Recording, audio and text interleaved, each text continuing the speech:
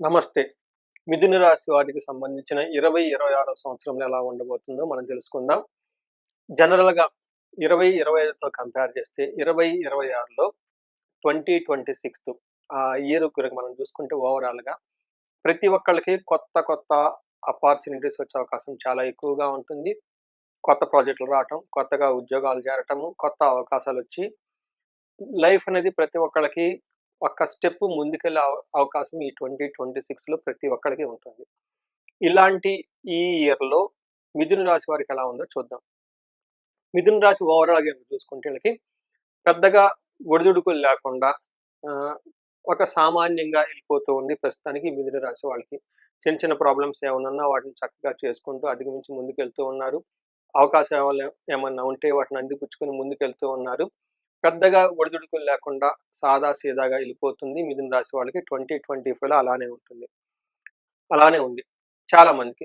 తర్వాత 26కొచ్చేటప్పటికి ఈళ్ళకి జీవితంలో ఇంకొక మెట్టు ముందుకెక్కే అవకాశం చాలా ఎక్కువగా ఉంటుంది. ఎందుకంటే గురువు జూన్‌లో మారటంతోటి వీళ్ళకి ధన ప్రవాహం వచ్చేసి కొత్త లైఫ్‌కి కొత్తగా వెళ్ళే అవకాశం చాలా ఎక్కువగా ఉంటుంది. ఒక సెన్స్‌లో చెప్పాలంటే 2026 చాలా బెటర్‌గా ఉండే ఇయర్ మిథున రాశి వాళ్ళకి. మనం వివరాలు డీటెయిల్‌గా తెలుసుకుందాము. ఫస్ట్ ఈ రాశిలో ఉన్న వాళ్ళకి మృగశిర 3, 4 పాదాలు, ఆరుద్ర 1, 2, 3, 4 పాదాలు, పునర్వసు ఫస్ట్ 1, 2 పాదాలంతా మిథున రాశిలో ఉంటారు. పేరు బలం ప్రకారం గనుక చూసుకుంటే వీళ్ళకి క, కి, కు, ఖం, జ్ఞ, చ, చే, కో, హ అన్న లెటర్స్ అంతా ఇందులో ఉంటాయి. గ్రహస్థితి గనుక చూసుకుంటే వీళ్ళకి 4 గ్రహాల్లో శని, గురు, కేతు, రాహు ఈ గ్రహాలలో గురువు మాత్రం జూన్ 2న మారుతూ ఉన్నారు. ఈ గురువు గ్రహం మారకముందు, మారిన తర్వాత చాలా చేంజెస్ అవకాశం ఉంటుంది. అయితే ఈ చేంజెస్ మిథున రాశి వాళ్ళకి చాలా అనుకూలంగా ఉండే అవకాశం ఉంటుంది. మనం లఘు గోచారం, సూక్ష్మ గోచారం ఒక కాన్సెప్ట్ ప్రకారం చూస్తే వీళ్ళకి 10వ ఇంట్లో శని ఉండటం వల్ల ఉద్యోగంలో ఆటంకాలతో కూడి సక్సెస్ వస్తుంది. ఇప్పటిదాకా అలానే ఉంది. ఇక ముందు కూడా అలానే ఉంటుంది.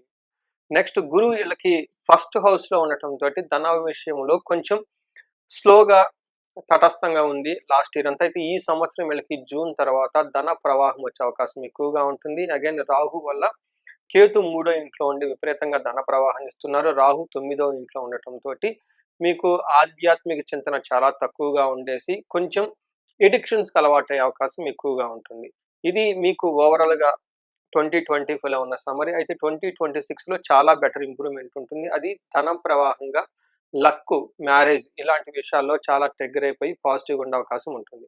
మనం ఇన్ డీటెయిల్డ్ గనుక చూసుకుంటే వీళ్ళు 10థ్ హౌస్‌లో శని ఉండటంతో ఉద్యోగానికి సంబంధించిన వాటిలో చాలా హార్డ్ వర్క్ ఉంటుంది, డిసిప్లిన్ ఉంటుంది. స్లోగా ఉంటుంది కానీ స్టడీగా రిజల్ట్స్ వచ్చే విధంగా ఉంటుంది. మనకి సంస్కృతంలో మహర్షులు ఏం చెప్తారంటే వ్యకులం శోక సంతాపం పాపముద్యోగ విఘ్నకం కృషిరవ్యాధి కృషది సర్వ విఘ్నం చ దశమే శని భవేత్ అంటారు. అంటే 10వ ఇంట్లో శని ఉంటే ఏమవుతుందంటే బిజినెస్ కానివ్వండి, అగ్రికల్చరల్ కానివ్వండి, ఇట్లాంటి వ్యవహారాల్లో ఆటంకాలతో ముందుకెళ్తుంది అని చెప్తారు. అంతేగాని రిజల్ట్ రావటం లేదు, ఆగిపోతుందని చెప్పటం లేదు. విత్ సర్వ విఘ్నం అంటే అన్నిటిలో ఆటంకాలు కలిగిస్తూ ముందుకు తీసుకెళ్లే ఇయర్ ఉంటుంది. అయితే వీళ్ళకి ఈ టైంలో మీరు కొంచెం అగ్రెసివ్‌గా ఉండేసి, కోప్పడుతూ, దూకుడుగా వెళ్ళేసి వేరే వాళ్ళని వాళ్ళ యొక్క ఒపీనియన్‌ని కన్సిడరేషన్ చేయకుండా మీరే దూకుడుగా వెళ్ళిపోయి ఉద్యోగాలు చేసే అవకాశం ఎక్కువగా ఉంటుంది. ఇది ఒక సెన్స్‌లో మంచనుకోవచ్చు. ఒక సెన్స్‌లో ఎప్పుడు వేరే వాళ్ళని ఒపీనియన్ తీసుకోవటం కూడా మంచిది. కొన్ని సందర్భాల్లో మంచిది కాదు. అగైన్ ఇది ఇండివిడ్యువల్‌ని బట్టి ఉంటుంది. బట్ చూసుకుంటే ఓవరాల్‌గా శని మీకు స్లో అండ్ స్టడీ గ్రోత్‌నిస్తూ ఉంటారు. మధ్యలో ఆటంకాలుంటాయి. ఆటిని ఓవర్‌కమ్ చేసుకోవాల్సిన విధంగా ఉంటుంది. నెక్స్ట్ గురువు మీకు ఇప్పటిదాకా ఫస్ట్ హౌస్‌లో ఉన్నారు. జూన్ తర్వాత సెకండ్ హౌస్‌కెళ్తున్నారు. గురువు ఫస్ట్ హౌస్‌లో ఉండటం ఇది మంచిది కాదు అని చెప్తుంటారు. ఎందుకంటే మనకి రామాయణంలో శ్రీరామచంద్రమూర్తి గురువు అతనికి జన్మరాశిలో ఉన్నప్పుడు అయోధ్యని వదిలి అడవులకెళ్లారు అని చెప్తారు. సో, గురువు ఈళ్ళకి జన్మరాశిలో ఉంటే ఏమవుతుందంటే రాజకోపో యశోహాని ఉద్యోగ సర్వ నిరోధకం బుద్ధి భ్రంశో భాగ్యహాని అని చెప్తారు. అంటే ఈ టైంలో ఈళ్ళకి రాజుల నుంచి కోపం వస్తుంది. అంటే ఏంటి? పై ఉన్న బాసుల నుంచి మీకు ఒత్తిడి రావటం, గవర్నమెంట్ అఫీషియల్ నుంచి ఒత్తిడి రావటం వీటితో ఎక్కువగా ఉంటుంది. ఈవెన్ పాలిటిక్స్‌లో పై ఉన్న అధికారులతోటి, పై ఉన్న వాళ్ళతో ఎక్కువగా ఆటంకాలొచ్చే అవకాశం ఎక్కువగా ఉంటుంది. ఉద్యోగంలో ఆటంకాలొచ్చే అవకాశం ఎక్కువగా ఉంటుంది. అంతేకాకుండా బుద్ధి భ్రంశం మీరు సరైన డెసిషన్ తీసుకోలేకుండా రాంగ్ డెసిషన్ తీసుకోవటం వల్ల ఇబ్బందులు పడే అవకాశం ఎక్కువగా ఉంటుంది. ఇదంతా మీకు గురువు జన్మ రాశిలో ఉండటం వల్ల జరుగుతూ ఉంటుంది. అయితే సిట్యుయేషన్ తర్వాత వచ్చేటప్పటికి మారుతుంది.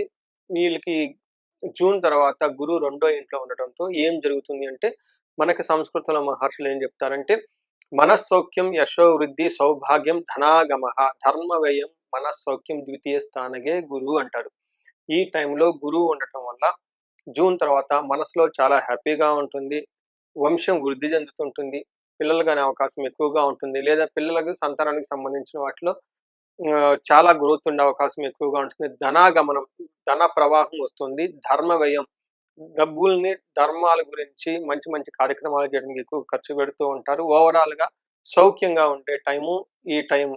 అంటే మీకు జూన్ తర్వాత చాలా చక్కగా కలిసొస్తుందని చెప్పుకోవచ్చు. అయితే తొమ్మిదో ఇంట్లో మీకు రాహు ఉండటంతోటి ఇది మీకు సపోర్టింగ్ ఇచ్చే ఏదైతే ఉంటుందో రిసోర్సెస్ అవన్నీ మీకు దూరమయ్యే అవకాశం ఉంటుంది. వాటి నుంచి సరైన సపోర్ట్ మీకు రాదు అని మనకి శాస్త్రాల్లో వివరించబడింది.